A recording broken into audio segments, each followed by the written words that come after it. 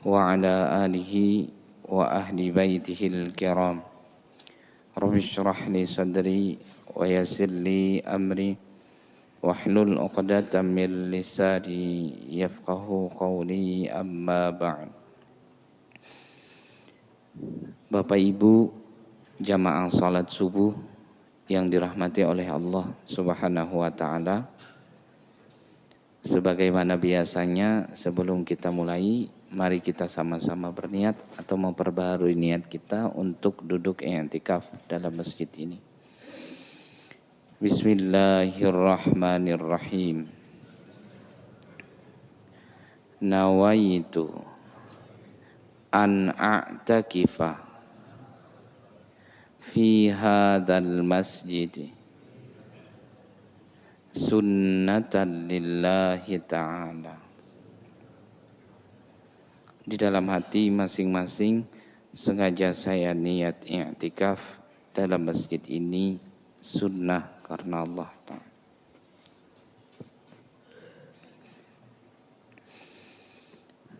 Bapak Ibu jamaah salat subuh yang dirahmati oleh Allah Subhanahu wa taala, jika kita renungi bersama atau jika kita perhatikan dengan seksama bahwa apa yang menjadi syariat dalam agama ini atau yang telah Allah tetapkan dalam ketentuan-ketentuan ajaran agama Islam, maka semuanya lah di dalamnya mengandung kebaikan-kebaikan untuk manusia itu sendiri. Dengan kata lain, setiap perintah dan setiap larangan itu sesungguhnya berdampak kepada kebaikan ataupun manfaat bagi orang yang menjalankannya. Dan semua larangan, apa yang dilaranglah dalam agama, yang diminta kita untuk meninggalkannya, maka sesungguhnya dia juga berfungsi untuk agar manusia tersebut tidak mengalami hal-hal yang tidak disukainya, bahkan yang sifatnya makruh atau tidak sampai derajat haram. Artinya gini, agama melarang sesuatu yang mana larangannya ini tidaklah terlalu keras larangannya, tidaklah terlalu tegas, maka dalam syariat dihukumi makruh. Tapi ternyata meskipun tidak haram, meskipun tidak sampai berdosa orang ini, hanya saja dampak yang ditimbulkan kalau tetap dilakukannya banyak membawa hal yang tidak baik. Bisa jadi tidak baik untuk kesehatannya, bisa jadi tidak baik untuk rezekinya, dan hal-hal lainnya. Nah, makanya subuh kali ini kita coba melihat status yang segala sesuatu yang dari sisi hukumnya makruh saja. Dalam arti kalau memang kita melakukan ini tidak berdosa, tidaklah sampai berdosa, tetapi rata-rata dampaknya adalah seseorang tersebut akan tertutup pintu-pintu rezekinya, atau sebagian pintu rezekinya yang harusnya bisa didapat itu tidak lagi, tertutup akhirnya. Ternyata kalau kita telusuri banyak sekali yang bahasanya makruh, tidak berdosa kalau memang melakukan juga, tetapi bisa membawa kepada tertutupnya pintu rezeki. Mohon maaf, di antaranya dalam bahasa fikih yang pertama itu seseorang yang terbiasa tidur dalam keadaan tidak berpakaian. Jadi kalau ada orang tidurlah di rumahnya, di kamarnya sendiri, mungkin lampunya dimatikan, gelap sekali, tapi dia tidur dalam keadaan telanjang. Berdosakah? Jelas tidak. Kan tidak ada yang melihat auratnya juga, tidak terbukalah aurat dalam arti di depan umum. Tapi ternyata hal itu, makanya kan dari sisi hukumnya makruh. Cara yang dilakukan itu, dampaknya adalah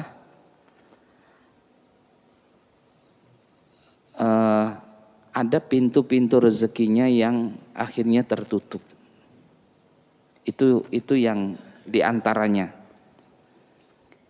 Seseorang yang terbiasa tidur dengan tidak berpakaian sama sekali bahasanya. Yang berikutnya sama bisa membuat seseorang itu menjadi menutup sebagian pintu rezekinya, adalah seseorang yang makan dan minum dalam keadaan berhadas besar atau dalam keadaan junub.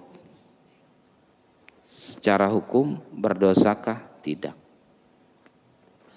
Ada orang setelah berhubungan suami istri, lalu waktu masih panjang, kemudian dia setelah berhubungan ini makan, minum, hukumnya makruh, tetapi tidaklah berdosa, tetapi tadi dia akan menutup sebagian pintu-pintu rezekinya.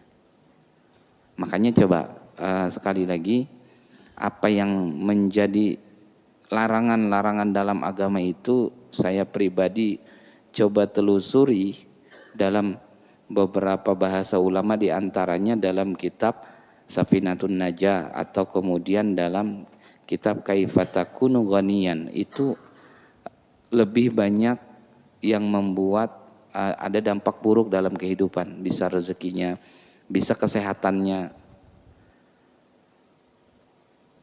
Yang kalau kesehatan kan hadis yang paling populer itu adalah meniup makanan yang panas dan kemudian dimakannya. Maksudnya pas makanan ini panas atau minuman sama. Dan orang kita kelihatannya inilah terbiasa aja, biasa. Apalagi kopi dituang ke lepeannya itu, lalu agak ditiup dulu baru diminum. Nah, hukumnya apa? Hukumnya makruh kalau bicara hukum. Nah, dampaknya itu bukan ke rezeki tapi ke kesehatan. Nah, itu oleh Nabi langsung kan menyebut, makanya ulama itu coba mengumpulkan ungkapan-ungkapan Nabi dan juga hasil tajribah, hasil pengalaman mereka yang secara syariat tidak sampai ke derajat haram. Yang secara syariat tidaklah sampai derajat haram, hanya statusnya makruh. Nah, itu dampaknya ke kesehatan begitu. Makanya akhirnya saya pribadi berpikir, jangan-jangan kita hari inilah ada yang mengalami keluhan ini, penyakit ini, jangan-jangan kita sendiri ada yang tidak tepat dalam menjalani aturan agama. Atau mohon maaf, hari ini secara ekonomi kita kelihatannya ada yang kurang atau banyak tidak terpenuhi. Jangan-jangan juga ini bagian daripada ketidakpatuhan kita terhadap syariat yang selama ini telah menjadi aturan itu. Meskipun ini tidak berdosa, ini tidak haram, iya benar. Jadi kembali ke permasalahan tadi. Bagi orang yang dalam keadaan junub lalu dia ingin makan, sesungguhnya silakan.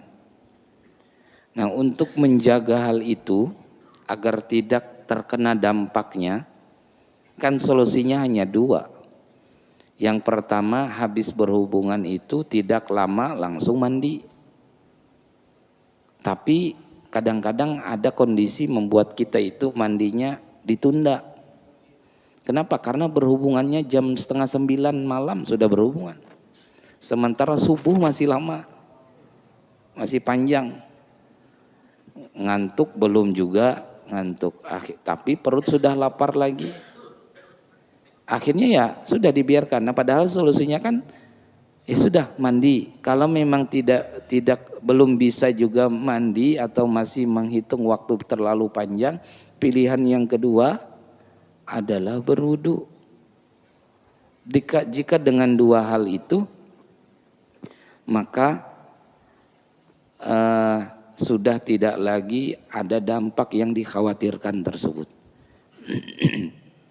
Makanya mungkin ibu-ibu pernah dengar atau mungkin bapak-bapak bahwa orang yang dalam keadaan junub tidak dianjurkan memotong rambut, memotong kuku, bahasanya begitu. Nah, kalau dia memotong juga sesungguhnya dalam fikih tidaklah diharamkan. Tidaklah diharamkan begitu. Tapi kenapa diminta untuk nanti dulu motong kuku. Jangan dulu motong rambut. Ternyata hubungannya adalah dia samalah di fikih mu'tamad ataupun dalam ungkapan Imam Al-Ghazali itu sama bahwa dia akan dimintai pertanggungjawaban dari anggota tubuhnya. Makanya kan kalau perempuan misalkan lagi haid, bolehkah dia memotong rambutnya? Kalau bahasa boleh dalam arti berdosa atau tidak, jelas tidak masalah. Memotong kukunya, atau seseorang lagi dalam keadaan junub motong kuku, tidak mengapa. Tapi ternyata dari sisi hukum apa yang dilakukan itu makruh gitu. Yang dilakukan itu makruh. Alasan yang paling mendasar adalah karena kalau dipotong otomatis kan terpisah dari tubuh, bisa jadi dibuang, bisa jadi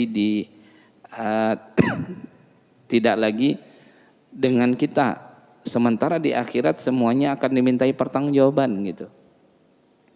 Nah, inilah yang kemudian perlu kita pahami dengan seksama atau dengan baik, bahwa selama kita paham bahwa itu adalah hal yang dilarang oleh agama, maka coba untuk berupaya mentaatinya, dalam arti jangan dikerjakan. Karena kalau tetap dilakukan juga, dia bukan tidak lagi bicara ke dosa di sini karena tidak sampai ke derajat itu, karena dia tidaklah haram, tapi ada dampak dalam kehidupan di duniawinya. Kehidupan di dunia ini. Ini lagi samalah bagian daripada yang bisa menutup pintu rezeki. Menghadapkan kaki atau telapak kaki ke arah kiblat. Coba, berdosakah? Tidak. Statusnya makruh. Nah, yang kayak gini cocok nih. Hadap ke sini, bersender di tiang, atau ada tempat senderan, tapi arah yang ke sini lah, yang tidak ke sini nggak apa-apa. Lalu selonjoran, kan kakinya ke depan nih, ke kiblat, sementara arah kiblat sini. Kalau hukumnya apa? Hukumnya makruh. Berarti tidak berdosa, benar tidak berdosa. Ya statusnya makruh saja gitu. Dampaknya tadi ada pintu-pintu rezeki yang seharusnya bisa kita dapat lebih banyak, tiba-tiba dia tertutup. Nah, itulah yang kemudian kenapa ada orang yang banyak pengetahuan itulah disebut dengan alim kan. Alim itu artinya orang yang memiliki ilmu. Dan setiap yang alim mereka pasti akan memiliki status lainnya disebut dengan saleh. Kenapa? Karena begitu mereka tahu, lalu mereka melakukan menjalani apa yang mereka ketahui itu, lalu kelihatannya orang ini naik derajatnya dari awam menjadi alim itu. Dan kita semua punya peluang yang sama. Artinya kita juga orang-orang seperti kita pun sangat mungkin menjadi orang-orang seperti itu. Tinggal, oh ini dilarang agama, ini tidak dianjurkan untuk dilakukan. Lalu kita coba jalani itu. Kita hindari. Maka insya Allah satu kehidupan dari sisi kesehatan, dari sisi ekonomi dan lain sebagainya itu juga akan lebih baik dalam kehidupan ini. Begitu juga dengan, jadi kembalilah yang tadi telapak kaki ke arah kiblat itu kan statusnya makruh. Maka kita coba jaga, baik itu duduk ataupun berbaring, lebih-lebih ketika kita tidur dalam waktu yang lebih lama. Kan apalagi di rumah tuh misalkan tiap hari, tiap malam kita tuh tidur di tempat tidur kita tuh. Makanya pulang dari sini coba diingat-ingat arah kasur di rumah itu, nah arah tempat tidur di rumah itu, kalau memang kira-kira arahnya persis menghadap kiblat, maka saatnya untuk dirubah. Kan kalau kayak ranjang misalnya arahnya ke sini dan biasa kita tidur memang kakinya ke arah kiblat, ya tinggal ditukar aja posisi kepala yang berubah ke sini lalu kaki ke sana. Tidak mesti harus digeser kan bahasanya gitu. Karena sekali lagi, berdosakah orang ini? Tidak, karena hukumnya kalau dari pokoknya lah, kalau di fikih kan fikih akan bilang makruh, haram atau wajib, sunnah, mubah. Itu karena itu hukum bahasanya. Itu hukum, tapi kalau dampaknya sih tidak mesti dari sesuatu yang haram. Tidak mesti haram baru kemudian ada menimbulkan dampak-dampak negatif, tidak. Yang makruh pun ternyata banyak. Bahkan justru banyak dari hal-hal yang makruh itu berdampak kepada tertutupnya pintu-pintu rezeki. Nah, dalam bahasa hadis yang lainnya akhirnya dipahami oleh ulama,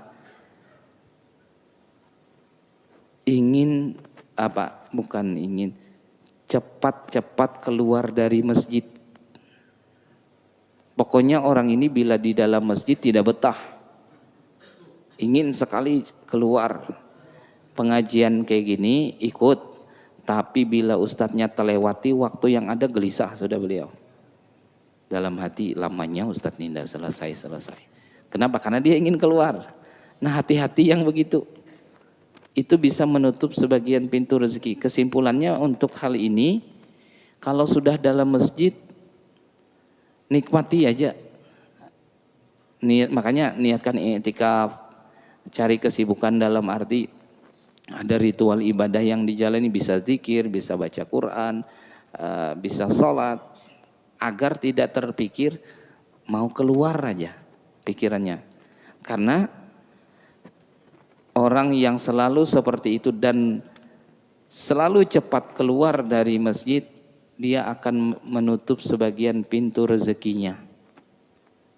Makanya dulu rasanya saya pernah ceritakan bahwa ada orang yang sangat kaya raya sekali, hampir seluruh orang yang ada di sekitar tempat tinggal beliau itu semuanya telah disantuni atau diberi bantuan. Sampai saking banyaknya harta beliau tuh kebingungan siapa lagi yang diberi harta ini. Akhirnya punya pemikiran yang tidak umum, yaitu apa? Ingin memberikan atau bersedekah kepada jin yang paling tua atau setan yang paling tua. Karena habis manusia ini sudah banyak dikasih macam-macam. Datang ke orang alim atau ke tuan guru bahasanya, lalu bertanya, kalau seandainya saya ingin memberikan kepada sedekah kepada jin yang paling tua, gimana caranya? Apakah mungkin? Jawaban beliau, mungkin. Bisa saja. Di mana saya bisa bertemu? Kata tuan gurunya, nanti hari Jumat bawa hartanya, ikut sholat Jumat, dan duduk cukup di belakang. Di belakang saja, selesai sholat Jumat, perhatikan siapa yang paling pertama kali keluar dari masjid. Nah, itulah jin yang paling tua. Akhirnya ditunggu sama beliau, ditunggu sholat, selesai sholat Jumat, ada bapak-bapak keluar, gegas, habis assalamualaikum warahmatullahi wabarakatuh, langsung keluar, mau pulang. Dipanggil sama beliau bahwa ini ada harta untuk bersedekah. Tapi sesungguhnya saya itu diarahkan bersedekah kepada jin yang paling tua. Ya, jin yang paling tua itu bisa ditemui adalah yang keluar pertama kali atau yang lebih awal keluar setelah sholat Jumat. Kaget orang tua itu. Berarti saya, iya bapak yang beliau saat dalam riwayat itulah atau yang diceritakan oleh guru kami itu, orang itu balik lagi duduk. Kalau begitu kata beliau tidak jadi keluar. Nah, tapi hebatnya padahal hartanya banyak, cuman tidak ingin dicap sebagai jin yang paling tua itu, akhirnya beliau tidak memilih untuk keluar pada saat itu. Jadi duduk menyelesaikan zikir atau wirid. Nah, jadi kalau mau melihat hari Jumat nanti, coba lihat di situ. Siapa yang keluar duluan, iya itu jinnya. Cuman tidak usah dikasih sedekah. Untuk tahu aja, oh ini orangnya. Apalagi begitu keluar, ada salah seorang sendal salah seorang jamaah yang hilang. Iya betul, sudah jinnya itu. Itu bukan sekadar jin, sama tuyul-tuyulnya sekalian itu. Jadi cobalah hal-hal yang, coba orang keluar dari masjid bergegas kan tidak berdosa. Apalagi dia sudah melakukan kebaikan. Tapi ternyata sekali lagi di dalam pemahaman ulama hal ini bisa menutup pintu-pintu rezeki. Coba hal-hal yang bagi kita orang awam, itu tidak apa-apa, biasa sekali itu. Nah, ini yang kita khawatirkan, banyak hal yang masih terlanggar dalam kita menjalani kehidupan ini. Sehingga sekali lagi selama kita paham atau sudah mengetahuinya, coba untuk menghindarinya atau meninggalkan itu. Inilah sama nanti kalau buang air kecil berdiri itu, dalam beberapa hadis justru memang pernah Nabi melakukannya, sehingga ulama pun masih ada toleransi sampai sejauh itu. Yang sepakat dan semua fikih Syafi'i kelihatannya sama, istiqbalul qiblah wastidbaruha. Buang hajat, baik buang air kecil atau buang air besar, ada dua hukum. Pertama, haram bahkan ketika melakukannya menghadap ataupun membelakangi kiblat di luar ruangan. Bukan di kamar kecil, di luar ruangan itu kan, tapi dulu lah, kalau hari ini kelihatannya kurang. Kan sering orang-orang di perjalanan berhenti pinggir jalan, lalu buang air kecil, lebih-lebih sampai buang air besar, yang padahal itu kan di terbuka bahasanya, bukan di ruangan yang tertutup, tapi menghadap ke kiblat. Nah, itu hukumnya haram kalau itu. Lalu bagaimana dalam ruangan? Dalam ruangan yang tertutup artinya sudah dijadikan kamar kecil khusus atau WC memang. Syafi'iyah, ulama-ulama Syafi'i itu ada dua pandangan mengenai itu. Ya tadi yang pertama makruh, dan ini yang kelihatannya lebih banyak ulama-ulama memilih pendapat ini. Yang kedua tidak lagi berlaku hukum itu, asal dalam ruangan. Kalau pendapat kedua, kalau pendapat pertama masih makruh dia.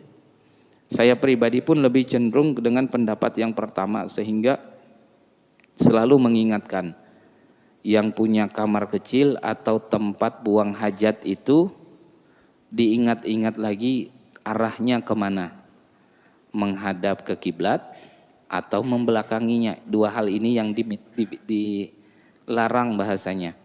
Nah, pulang dari sini sama, coba dilihat kamar kecil kita itu atau klosetnya itu arahnya kemana. Misalkan persis seperti inilah bangunannya, bila hadap ke sini, ke depan atau ke sana, berarti itu menghadap atau membelakangi. Terus bagaimana kalau seandainya memang sudah permanen ya dibuat begitu. Kalau dibongkar kelihatannya payah juga, harus bongkar kloset itu lagi. Ya saran saya pribadi tinggal orangnya aja bergeser sedikit. Maksudnya bemiring dikit agar tidak betul-betul. Ya mudah-mudahan tetap kena sasaran. Takutnya pas bemiring tidak kena lagi lubangnya. Tapi ya samalah, sekali lagi ini makruh aja. Kalau tetap dilaksanakan pun tidaklah berdosa, tidaklah mengapa dalam bahasa hukum. Tapi sekali lagi dia berdampak sekali dalam kehidupannya. Entah itu ketenangan hati tiba-tiba, atau ada penyakit, atau mudah orang ini terserang penyakit dan lain sebagainya. Itu sama tuh semuanya. Kan ada hadis ini terkait hal itulah, bahwa Rasulullah itu setiap di kamar kecil menutup kepala beliau, nah, sehingga kan dia menjadi sunnah bahasanya. Sebaliknya makruh orang yang masuk ke kamar kecil khususnya untuk buang hajat sengaja tidak menutup kepala. Dalam arti bisa aja sebetulnya pakai penutup, tapi ya memang tidak ingin menggunakan itu. Nah, dari status hukumnya makruh. Dampaknya kami temukan dalam beberapa riwayat itu bahasanya ke hati dia, ke penyakit, tapi penyakit hati. Untuk ritual ibadah tingkat kemalasannya itu lebih tinggi. Kalau malam tidak tertidur, begitu orang azan subuh baru ngantuk. Nah itu iya tuh.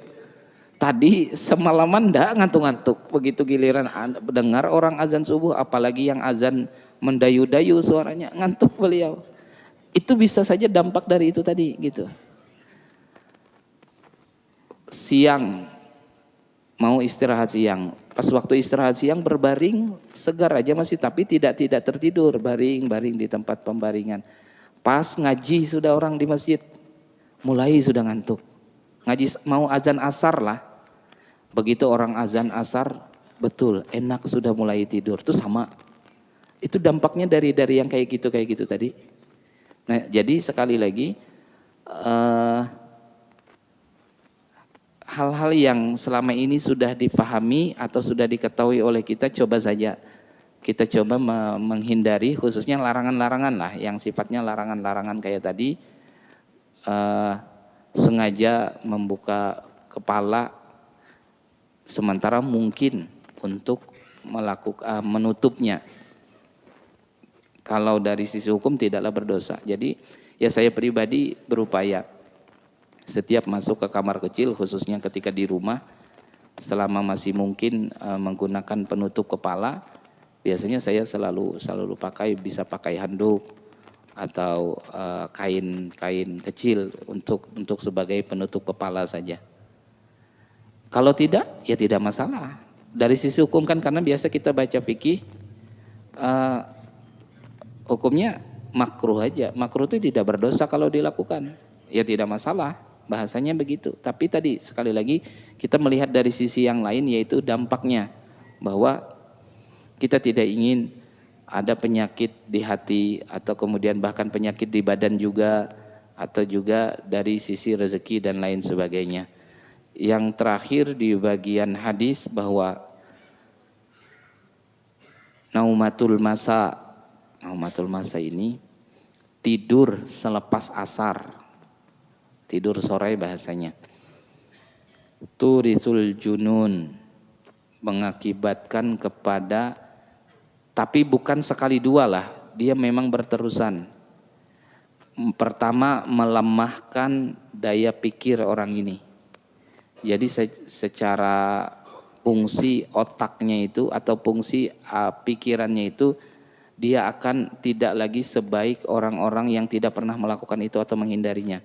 Yang kedua, bahkan dampak buruknya bisa sampai kepada sering lupa itu. Lebih cepat pikunnya itu salah satunya adalah sering, bahkan terbiasa selepas asar itu dia selalu tidur. Jadi bukan tidur yang sekali-sekali, karena kita ini kan kadang-kadang gini, ada satu kesempatan kita terlalu lelah, terlalu sibuk, capek luar biasa, dan punya kesempatan tidur hanya habis asar. Itu pun lah saya ketemu guru-guru kami itu tetap beliau menjaga untuk tidak tidur. Tapi bagi kita orang awam, kalau dalam ketentuan ini, dalam kondisi tersebut, seandainya tidur pun kan karena statusnya makruh tidaklah mengapa. Tapi kalau yang dia rutin dilakukan terus menerus, kalau bahasa Banjarnya, iya kada tapi pintar orangnya. Nah, bahasa kada tapi pintar itu dampaknya dari situ. Itu kalau di turis naumatul masalah. Kalau naumatus subhi, meskipun hadis inilah masih dipertentangkan di sebagian ulama menganggap status hadis ini, tapi sekali lagi selama kita bisa menghindari tentu lebih utama atau lebih selamat kita menghindarinya. Tidur subuh, habis subuh, turisul faqra, menutup pintu-pintu rezeki yang lain, sama. Tapi yang dimaksud habis subuh ini kata ulama adalah dari habis subuhnya tadi sampai waktu syuruk. Batasannya itu aja. Kalau lewat sudah syuruk, itu tidak lagi termasuk kategori itu. Artinya gini, kalau memang mau tidur juga habis sholat subuh itu, tunggu sampai waktu isyraq. Kita isyraq sampai jam 6, jam 6 lewat itu, 6.02 itu syuruk sudah. Nah, lewat dari itu tidak termasuk kategori ini. Jadi yang benar-benar habis subuh itu langsung gitu. Habis subuh itu langsung tidur. Tapi berlaku berlaku yang lebih sering bahkan rutin, tapi tidak berlaku sekali-sekali. Karena sekali lagi kehidupan kita ini terkadang ada sesuatu yang di luar kemampuan kita. Ada tiba-tiba kita harus mengerjakan sesuatu yang menyita waktu, tenaga, sampai sholat subuh kita ngantuknya luar biasa. Selesai sholat subuh tidak tahan lagi, akhirnya tidur. Nah, tidur yang sekali-sekali seperti itu tidak masuk kategori yang dimaksud. Tapi dia jadi amalan rutin. Pokoknya habis subuh tidur, habis subuh tidur. Diajak kawan ikut pengajian supaya jangan tidur. Biasanya habis subuh langsung ke tempat tidur, lalu diajak ikut pengajian begini. Ternyata pindah tempat tidur aja. Di sini tidur juga kalinya. Sama begitu sampai isyraq baru bangun. Ini sama aja. Jadi mohon maaf lah, yang ada tertidur itu hati-hati. Apalagi setiap pengajian tidur aja terus. Itu sama baik.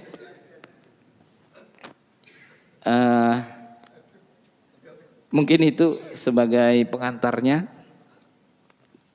Masih ada waktu, silakan kepada jamaah, bapak atau ibu, ada yang ingin ditanyakan terkait tadi atau mungkin beberapa hal lainnya, silakan.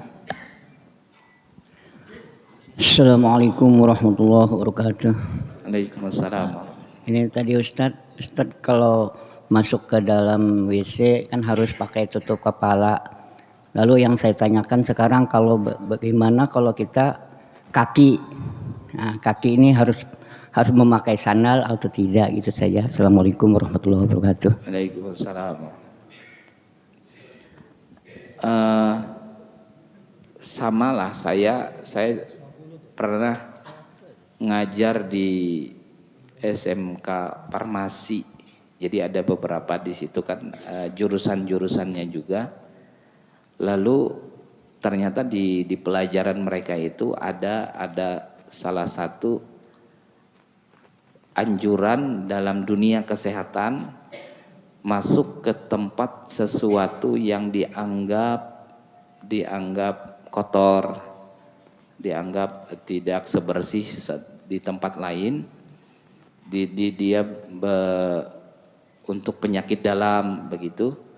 Ternyata langkah kaki yang dianjurkan dalam syariat Islam kan kalau masuk WC itu kaki kiri kan gitu. Nah, ternyata saya tidak terlalu paham pada saat itu bagian apa dalam tubuh kita ini, kalau langkah kaki kanan dengan kaki kiri itu beda, ada hal yang terbuka dan tertutupnya dalam diri itu. Nah ternyata dari dunia kesehatan pun sangat berkesesuaian sekali apa yang diminta atau yang disyariatkan dalam Islam. Dan jelas kalau bagian ini berarti apa dampaknya ke kesehatan. Dia tidak bicara pahala lah, ini tidak bicara pahala, tidak bicara dosa. Artinya dampak di kehidupan dunia ini. Saya baru menyadari pada saat itu saya oh luar biasa sekali apa yang diajarkan oleh baginda Nabi. Jadi terkait masalah masuk WC kaki kiri gitu. Lalu yang ditanyakan tadi bagaimana dengan alas kaki atau bahasanya apakah masuk anjuran untuk menggunakan alas kaki? Jawabannya iya, statusnya sunnah. Lalu ada hari inilah ada yang kemudian membuat bahasa bagaimana dengan WC atau kamar kecil yang sangatlah bersih sekali. Artinya bahasa terpapar atau kurang baiknya kesehatan itu sudah tidak lagi akan berdampak ke situ.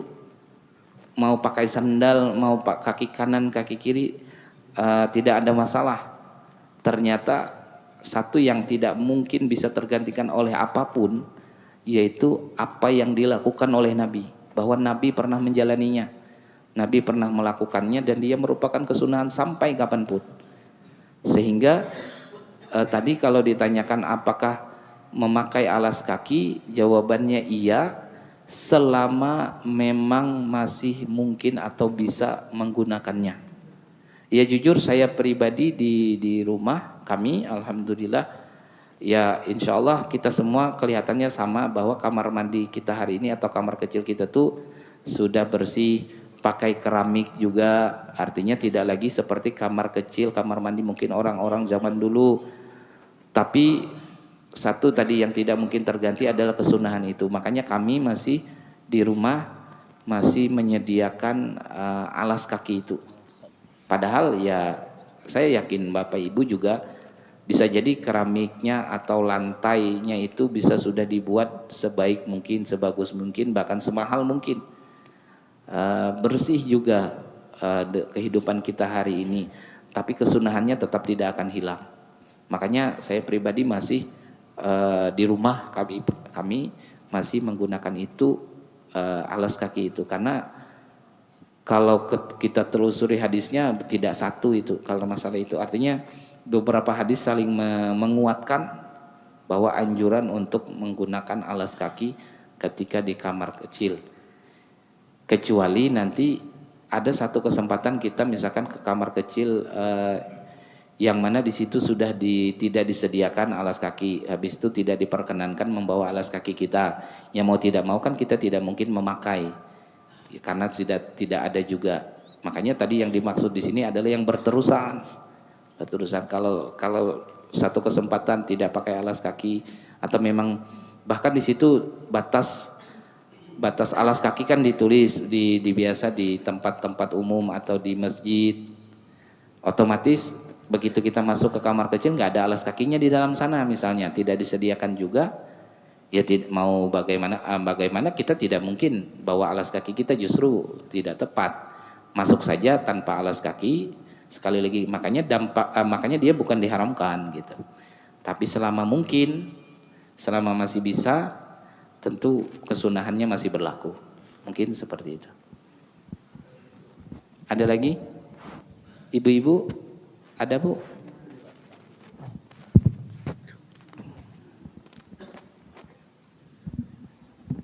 Bismillahirrahmanirrahim. Assalamualaikum warahmatullahi wabarakatuh. Waalaikumsalam warahmatullahi wabarakatuh.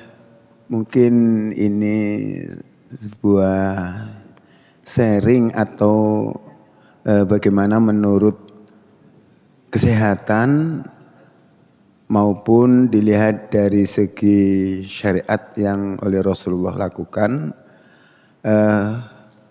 apakah memang adat terkait baik kesehatan maupun syariat agama, tidur kita itu, saya sendiri yang saya rasakan itu ketika membelakangi kiblat gitu, atau menghadap ke kiblat itu perasaan itu yang saya rasakan lebih tenang, perasaan saya itu untuk menghadap kepada kiblat gitu. Itu mungkin menurut syariat anjuran memang dianjurkan oleh agama, tetapi di dalam perasaan, perasaan. Rasa ada gelisah kalau kita itu tidur itu tidak menghadap ke kiblat gitu. Lalu apakah dalam hal itu ada hubungannya dengan kesehatan? Ya, itu saya terima kasih. Assalamualaikum warahmatullahi wabarakatuh. Waalaikumsalam.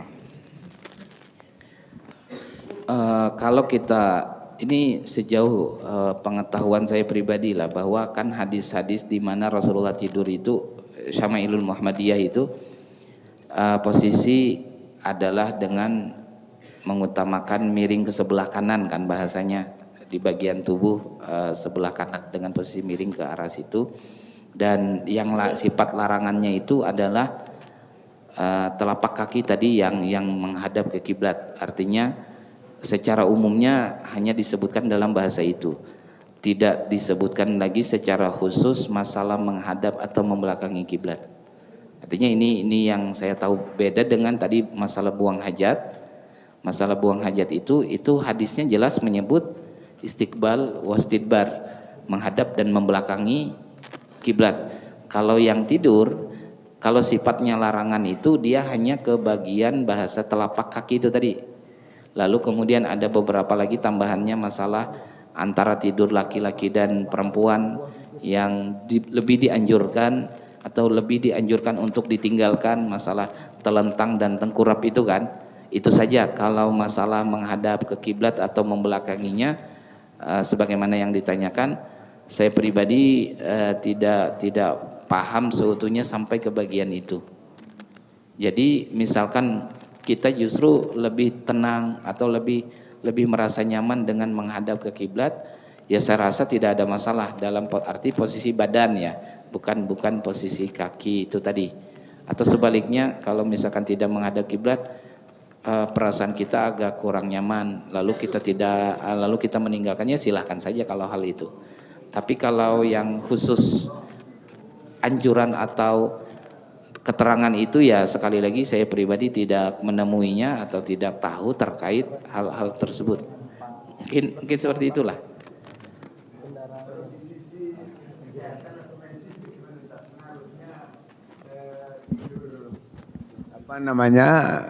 Miring menghadap ke kiblat dengan yang membelakangi kiblat, seperti posisi kita itu gini, tulang rusuk kita yang kiri yang tertindih gitu. Kalau menghadap ke kiblat kan tulang rusuk kita yang kanan. Mungkin kalau ada tadi terkait dengan pendidikan di kesehatan dan itu kalau itu yang tadi saya bilang, saya tidak sampai sejauh itu tahunya untuk bagian yang ditanyakan itu. Artinya mohon maaf. Satu lagi lah, mohon maaf, selama di luar begitu, selama paham aja arah kiblat, usahakan meludah pun jangan persis ke arah kiblat. Selama masih ingat, masih tahu kiblat ke sana gitu. Jadi kalau meludah pun sama sih, dalam fikih masih ada tuh anjuran atau tuntunannya, yaitu jangan ke arah kiblatnya gitu. Jadi sekali lagi mohon maaf terkait apakah ada bahasa khusus dari bahasa kesehatan itu, ya saya pribadi tidak tahu secara khusus atau belum mengetahuinya. Mohon maaf sebelumnya, mungkin seperti itu. Baik, ada lagi kah? Insyaallah ada Pak. Assalamualaikum warahmatullahi wabarakatuh. Waalaikumsalam warahmatullahi wabarakatuh. Terima kasih guru. Yang akan saya tanyakan begini guru, kalau kita itu di Islamic Center itu kan mohon maaf itu kencingnya kan berdiri guru. Nah itu yang saya tanyakan, yang salah nih pengurus masjidnya apa ketua pembangunnya masjid yang bikin ini tempat kencing berdiri itu guru. Itu aja, terima kasih. Assalamualaikum warahmatullahi wabarakatuh. Waalaikumsalam. Jadi saya pernah bertemu beberapa tuan guru kita di Samarinda khususnya, dan mereka memang kebanyakannya menyayangkan apa yang ada di beberapa masjid, bahkan masjid-masjid besar di tempat kita.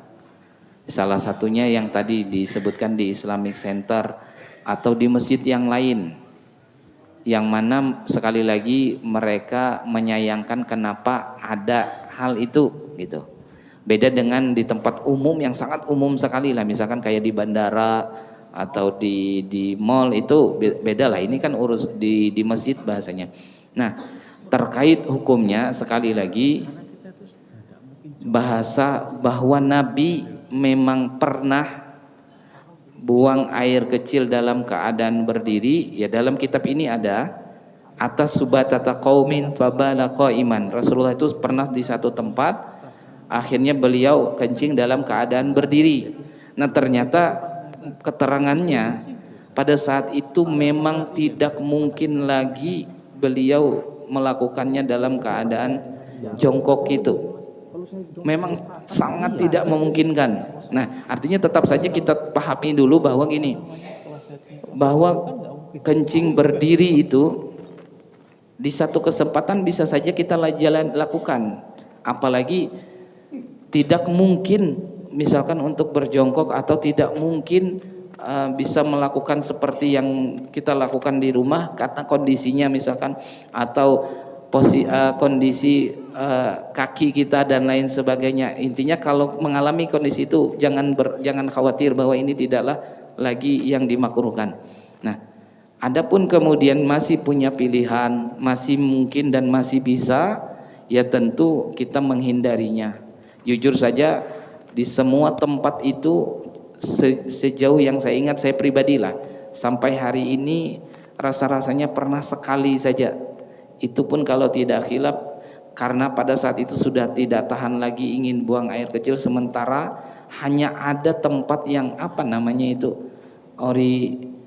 urinoir itu saja. Itu pun saya bingungnya luar biasa. Bingung tuh maksudnya gini, pada saat buang ini ada orang di sebelah, takutnya orang ini melihat kan begitu kan yang posisi itu. Tapi selama untuk di Samarinda saya tidak pernah, tapi saya tahu memang posisi kayak di Islamic, atau kalau tidak khilaf di Masjid Raya juga ada, di Masjid Pemprov Nurul Mukminin juga ada kalau tidak salah dibuat itu. Nah, kalau ditanya siapa yang salah, wallahu alam.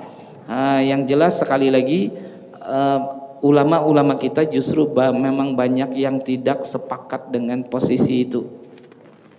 Yang parah itu apalagi orangnya berjejer banyak, habis itu saling membantu. Nah, ini jelas lebih ini. Dan masalah itu kan paling masalah besarnya adalah percikannya kembali itu. Nah, percikan kalau dia buang air kecil tepat ke arah lubangnya itu mungkin masih aman. Cuman kan begitu kita berdiri, apalagi kencingnya ini ditahan dalam waktu yang agak lama sebelumnya, lalu deras keluarnya itu tidak pas lagi di lubangnya, kena dindingnya.